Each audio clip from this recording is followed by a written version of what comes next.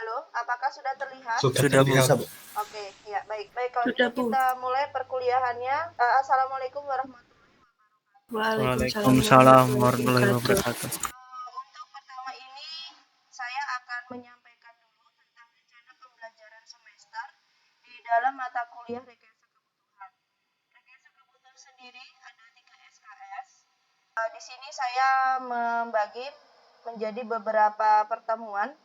Di satu pertemuan atau di pertemuan pertama mengenai dimensi rekayasa kebutuhan. Kemudian pertemuan kedua ada identifikasi stakeholders. Kemudian di pertemuan 3 ada prioritas untuk kebutuhan perangkat lunak. Di pertemuan keempat dan kelima ada tentang dokumen spesifikasi kebutuhan. Kemudian di pertemuan 6 dan 7 itu tentang validasi dan evolusi.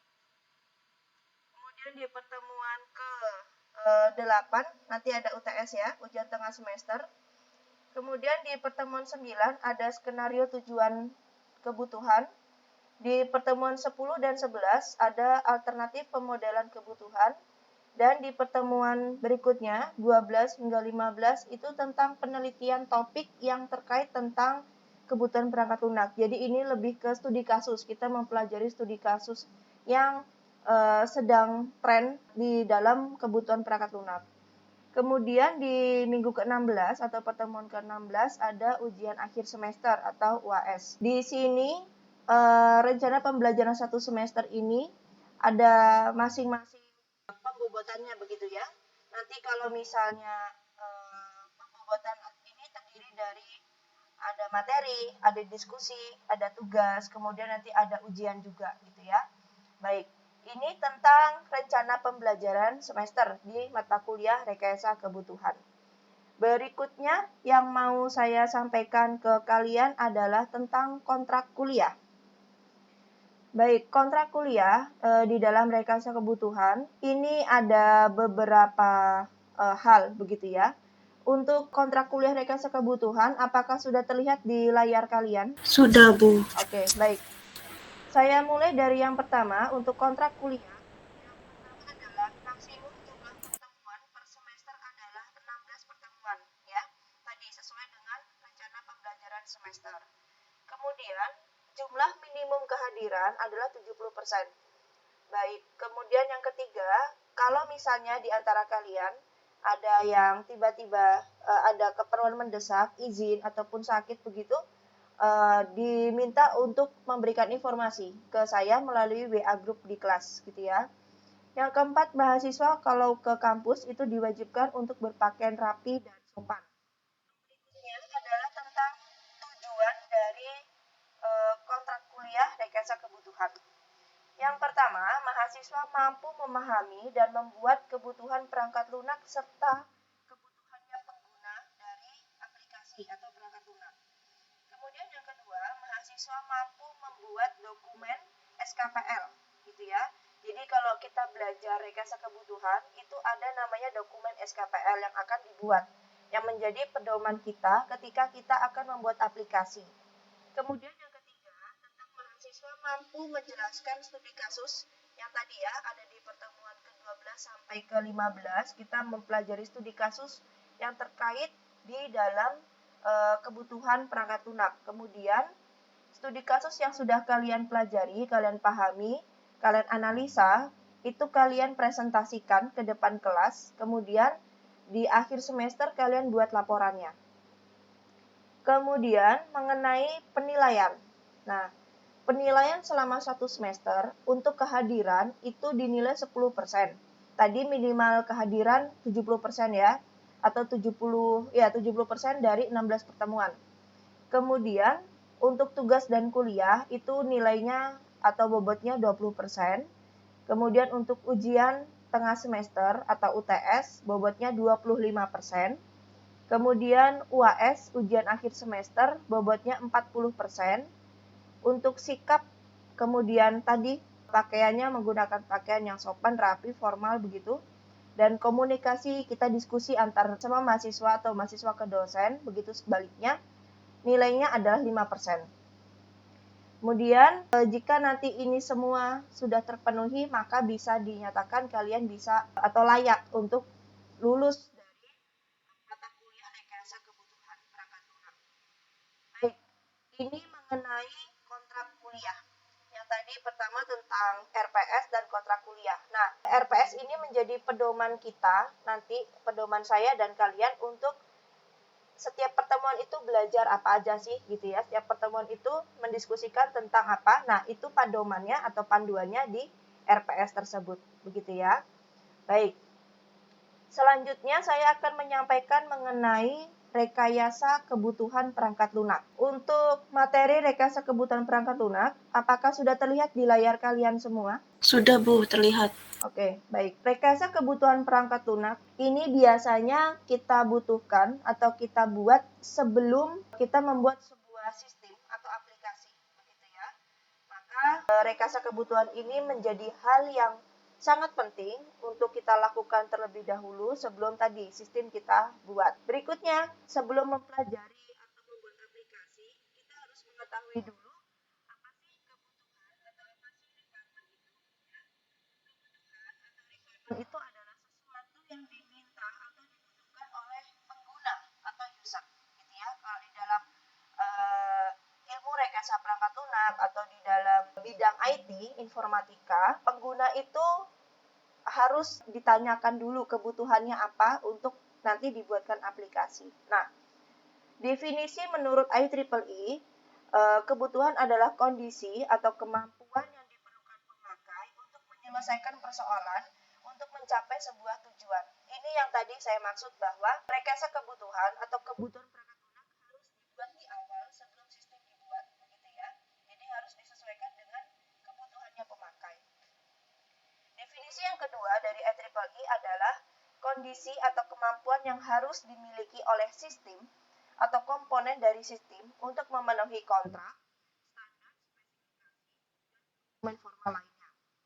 Dokumen formal lainnya ini maksudnya adalah tadi dokumen SKPL. Jadi dokumen SKPL itu penting dibuat ketika kita mempelajari atau melakukan yang namanya rekayasa kebutuhan perangkat lunak. Kalau ini tadi berbicara mengenai definisi dari kebutuhan, sekarang kita berbicara mengenai rekayasa kebutuhan.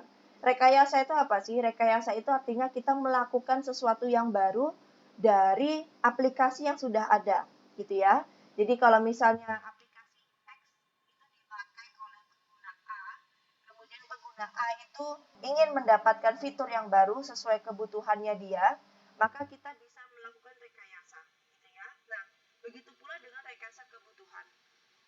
Jadi kalau misalnya ada kebutuhan dari pengguna itu ada yang baru, maka kita juga bisa melakukan rekayasa terhadap kebutuhannya. Sekarang kita masuk ke bagian definisi dari rekayasa kebutuhan. Rekayasa kebutuhan menurut Summerfield tahun 2007 adalah proses pembentukan layanan-layanan yang customer butuhkan dari sebuah sistem dan batasan-batasannya di mana ia beroperasi dan dikembangkan. Di sini yang perlu dipahami adalah mengenai batasan. Maksudnya apa sih batasan ini?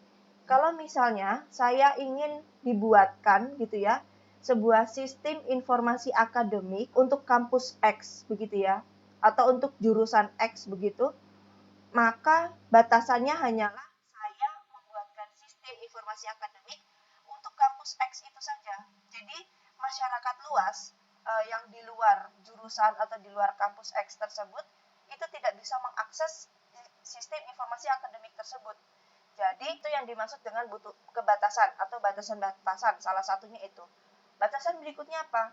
Kalau misalnya ada sebuah aplikasi yang dibuat berbasis web gitu ya, maka ya kita membuat dokumennya untuk rekayasa kebutuhan ya memang untuk aplikasi web. Jadi kita jangan meluas sampai ke aplikasi yang berbasis mobile, misalnya Android atau iOS begitu ya. Jadi itu yang dimaksud dengan sistem memiliki batasan yang dibutuhkan oleh customer atau pengguna. Itu yang dimaksud dengan rekayasa kebutuhan. Berikutnya mengenai kebutuhan perangkat lunak. Nah, berarti kita punya 3 definisi ya. Yang pertama definisi kebutuhan. Kemudian yang kedua definisi tentang rekayasa kebutuhan. Dan yang sekarang ketiga adalah definisi kebutuhan perangkat lunak. Kebutuhan perangkat lunak adalah kondisi, kriteria, syarat, atau kemampuan yang harus dimiliki oleh perangkat lunak. Supaya apa? Ketika si perangkat lunak memiliki kondisi kriteria, syarat, dan kemampuan yang dimiliki, maka si perangkat lunak ini dapat memenuhi kebutuhan pemakai atau kebutuhan pengguna. Begitu ya. Jadi ini yang dimaksud dengan kebutuhan perangkat lunak. Baik. Berikutnya mengenai kebutuhan perangkat lunak secara kategoris atau secara pengelompokan. Kebutuhan perangkat lunak ada kebutuhan fungsional, kebutuhan antarmuka, dan kebutuhan unjuk kerja. Kalau kebutuhan fungsional ini maksudnya adalah ketika sistem memiliki fitur yang bisa digunakan dan dilihat oleh pengguna, itulah disebut dengan kebutuhan fungsional. Misal, kalian mau login, kalian mau register, kemudian kalian mau memilih fitur untuk update data, begitu ya, update profile, misalnya gitu. Nah, menu-menu di fitur tersebut disebut dengan kebutuhan fungsional. Kemudian untuk kebutuhan antarmuka, ya interface-nya atau tampilan muka atau tampilan depan dari aplikasi. Kalau kebutuhan unjuk kerja, ini lebih ke performa dari sistem atau aplikasi yang kita gunakan. Apakah dia diaksesnya cepat, apakah mudah digunakan, atau user friendly, begitu ya. Kemudian bisa diimplementasikan di berbagai perangkat, begitu. Itu yang dimaksud dengan kebutuhan unjuk kerja. Berikutnya mengenai bahwa rekayasa kebutuhan perangkat lunak ini bagian dari software engineering. Jadi di dalam rekayasa perangkat lunak itu ada satu bagian yang namanya rekayasa kebutuhan. Jadi dia saling terkait. Gambarnya adalah seperti ini. Di tengah ini adalah rekayasa perangkat lunak, yang mana rekayasa perangkat lunak ini memiliki banyak cabang. Nah, si rekayasa kebutuhan itu ada di salah satu cabangnya, atau disebut dengan software requirement. Nah, si software requirement ini yang sekarang kita sedang bahas. Berikutnya ada dimensi kebutuhan yang lebih kompleks. Ada fungsi dari kebutuhan, kemudian ada aliran bisnis, ada data format dan kebutuhan informasi, ada batasan, ada antarmuka dan sistem dengan antarmuka lain. Ini yang sudah tadi saya jelaskan. Berikutnya mengenai kenapa kok kita perlu rekayasa kebutuhan. Ketika kita ingin membuat sebuah sistem aplikasi, ambil contoh aja ya, sistem informasi akademik kampus X misalnya gitu. Nah, untuk mengetahui apa saja sih yang dibutuhkan untuk kita bisa merealisasikan sistem informasi tadi, maka kita perlu membuat atau menganalisa di dalam rekayasa kebutuhan supaya sistem yang kita buat tadi sesuai dengan kebutuhannya pengguna, gitu ya. Nah, berikutnya mengenai rekayasa kebutuhan perlu dilakukan. Jadi biasanya pada umumnya sekecil dan sesederhana pun aplikasi atau rekayasa perangkat lunak itu perlu dilakukan analisa di dalam rekayasa kebutuhan. Supaya tujuannya jelas, itu salah satu juga alasannya. Kemudian biasanya 40% sampai 60% kesalahan atau kegagalan perangkat lunak itu dimulai dari kesalahan kita melakukan analisa atau merekayasa kebutuhan perangkat lunak. Ketika kita melakukan kesalahan di dalam pekerjaan rekayasa kebutuhan, maka bisa kemungkinannya ada kegagalan di dalam aplikasi atau proyek perangkat lunak tersebut, ada gagal 40-60%. Gagal di sini maksudnya bisa saja tidak sesuai kebutuhan pengguna, kemudian sulit untuk digunakan atau tidak user friendly begitu. Kemudian juga tidak tepat sasaran, ya. Nah, berikutnya ini ada gambaran mengapa kita perlu analisa kebutuhan. Yang bawah adalah fase pengembangan sistem, sedangkan yang di sisi kiri adalah tentang biaya, gitu ya. Biaya kalau misalnya kita melakukan pengembangan sistem itu biayanya yang paling kecil, paling banyak itu apa sih, gitu ya. Kita lihat di sini fase requirement, fase untuk menganalisa kebutuhan. Biayanya sedikit, ya. Kemudian untuk mendesain kebutuhan, kemudian untuk coding atau bikin code juga masih sedikit, tes, pengujian juga masih sedikit, cuma lebih banyak daripada requirement desain dan code. Nah, yang paling banyak adalah biaya untuk kalau misalnya terjadi kerusakan di bagian operasi. Kalau misalnya terjadi kerusakan, kegagalan, maka dia akan berdampak lagi terhadap kebutuhannya.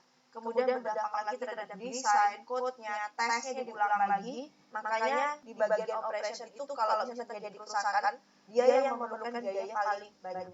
Kemudian bagaimana cara kita bisa memperoleh kebutuhan ketika akan membuatkan sebuah sistem? Cara yang pertama melalui wawancara atau interview. Kemudian melalui memberikan pertanyaan kepada calon pengguna melalui kuesioner, bisa berupa form, fisik, atau disebar melalui Google Form. Kemudian mengobservasi langsung ke tempat calon pengguna. Kemudian survei bisa melalui penelitian makalah, jurnal yang terkait tentang sistem yang akan kita bangun. Berikutnya adalah analisa kebutuhan perangkat lunak. Analisa kebutuhan perangkat lunak adalah aktivitas awal dari seluruh siklus hidup pengembangan perangkat lunak. Jadi harus dilakukan di awal sebelum kita melakukan fase-fase yang lain ketika akan melakukan pengembangan perangkat lunak. Dengan begitu kita akan mendapatkan definisi kebutuhan dari sistem tersebut. Otomatis nanti akan bisa mendapatkan fungsi dan ujuk kerja sistem ini, nanti kita punya gambaran. Oh, ujuk kerja sistemnya atau performanya seperti apa nanti. Berikutnya mengenai bagian gitu ya. Jadi analisis kebutuhan ini merupakan jembatan antara rekayasa kebutuhan dan perancangan perangkat lunak. Di sini dikatakan bahwa analisa kebutuhan merupakan bagian dari proses kebutuhan perangkat lunak yang berperan menjembatani jurang yang sering terjadi antara level rekayasa kebutuhan dan perancangan perangkat lunak. Jadi, kalau misalnya kita sudah melakukan rekayasa kebutuhan, kita list begitu ya.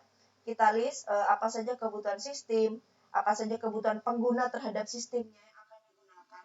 Kemudian kita membuat perancangan mockup begitu ya, atau perancangan diagramnya. Biasanya akan muncul pertanyaan, bagaimana menghubungkan antara list kebutuhan dengan perancangan yang akan kita buat. Nah, muncullah yang namanya analisis kebutuhan. Jadi, list dari daftar kebutuhan sistem dan list kebutuhan pengguna terhadap sistem itu kita analisa satu persatu. Dengan begitu kita bisa menyambung gitu ya, menghubungkan antara apa saja kebutuhan sistem, apa saja kebutuhan pengguna, dan bagaimana nanti rancangannya. Rancangan itu sebisa mungkin disamakan, disesuaikan dengan kebutuhan pengguna. Apakah sudah sesuai atau belum? Kalau belum sesuai, kita perbaiki, kita kerjakan lagi sampai sesuai. Baik, berikutnya adalah mengenai ini, tujuan analisis yang tadi sudah juga saya sampaikan. Jadi tujuan analisis kebutuhan itu untuk mengolah kumpulan aktivitas yang tadi, mulai dari perancangan, kemudian coding, kemudian nanti ada pengujian, maintenance, dan lain sebagainya, itu dimasukkan ke dalam dokumen SKPL. Kemudian kalau misalnya penggunanya ada lebih dari satu atau hanya ada satu pengguna, pengguna ini harus didefinisikan aksesnya terhadap sistem dia apa aja. Kemudian ada aksesnya dari aktor pengguna. Kalau tadi saya contohkan sistem informasi akademik, maka kemungkinan aktornya ada admin, ada mahasiswa atau mahasiswi, ada dosen, kemudian ada karyawan. Nah, masing-masing aktor ini dia memiliki peran masing-masing atau akses yang berbeda gitu terhadap sistem. Itu harus didefinisikan di dalam dokumen. Kemudian berikutnya mengenai mengembangkan persyaratan kualitas. Ya, otomatis ketika kita melakukan rekayasa kebutuhan yang baik, maka bisa mempengaruhi kualitas atau mutu dari sistem yang akan kita kembangkan. Kemudian membangun pemahaman tentang karakter ranah masalah untuk menemukan solusi. Aplikasi yang kita buat itu merupakan solusi dari masalah. Misal, masalah di kampus biasanya untuk pencatatan akademik seluruhnya, baik itu penilaian, kemudian untuk pengambilan mata kuliah, itu biasanya dilakukan secara manual, mengisi di kertas atau selembar form gitu ya. Itu kan masalah, karena apa masalahnya? Masalahnya adalah terlalu banyak numpuk kertas dan terlalu lama waktunya, serta biaya juga banyak kan untuk menyediakan kertas. Maka dibuatlah solusi berupa sistem informasi akademik berbasis web, begitu ya. Berikutnya mengenai proses rekayasa kebutuhan. Yang sebelah kiri ada pengumpulan kebutuhan, kemudian ada analisis kebutuhan dan validasi kebutuhan. Di bawahnya ada dokumentasi kebutuhan dan manajemen kebutuhan. Maksud di gambar ini adalah ketika kita sudah mengumpulkan kebutuhan, kemudian menganalisanya atau menganalisis kebutuhan tersebut satu persatu, kemudian kita masukkan ke dalam dokumen SKPL. Setelah itu nanti akan diolah atau dikelola, dilakukan manajemen kebutuhan. Kemudian nanti akan divalidasi apakah kebutuhan yang sudah kita kumpulkan tadi sesuai dengan kebutuhan pengguna. Itu yang dimaksud dengan proses rekayasa kebutuhan. Berikutnya adalah pengumpulan kebutuhan. Nah, ini yang pengumpulan kebutuhan ini seperti kalian melakukan survei, memberikan kuesioner, daftar pertanyaan yang harus diisi oleh calon pengguna. Berikutnya tentang analisis kebutuhan. Kalau tadi sudah dikumpulkan, kita analisis, diidentifikasi apakah pengumpulan kebutuhan ini kebutuhannya sudah jelas supaya terorganisir dan nanti ketika didokumentasikan di dalam dokumen SKPL itu memang sesuai dengan kebutuhannya. Kemudian mengenai validasi, yang melakukan validasi itu biasanya business sponsor, business owner, domain expert, developer, tester, dan project office. Validasi kebutuhan ini juga bisa dilakukan oleh manajer, gitu ya, manajer proyek dari perangkat lunak. Kemudian dokumentasi kebutuhan ini tentang pembuatan dokumen SKPL. Intinya terdiri dari aktor memiliki akses apa saja, kemudian fitur, kebutuhan fungsional dan kebutuhan non fungsional, kemudian tentang performanya seperti apa, kemudian tentang perangkat pendukung dari aplikasi itu seperti apa. Berikutnya tentang manajemen kebutuhan. Nah, ini perlu setiap tahapan pengerjaan itu harus dilakukan pengecekan, ya. Jadi jangan sampai pengecekan dilakukan di akhir setelah aplikasi jadi. Kemudian mengenai ranah permasalahan. Posisi spesifikasi kebutuhan ada di tengah di antara pelanggan dan produk. Produk ini adalah luaran, aplikasinya, ya.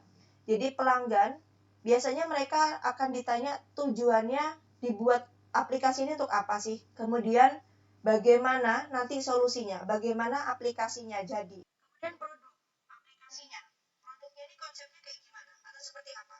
Kemudian bagaimana merealisasikan yang tadinya rancangan, awalnya rancangan saja berupa mockup atau berupa diagram, ketika direalisasikan ke dalam sistem aplikasi itu seperti apa sih realisasinya.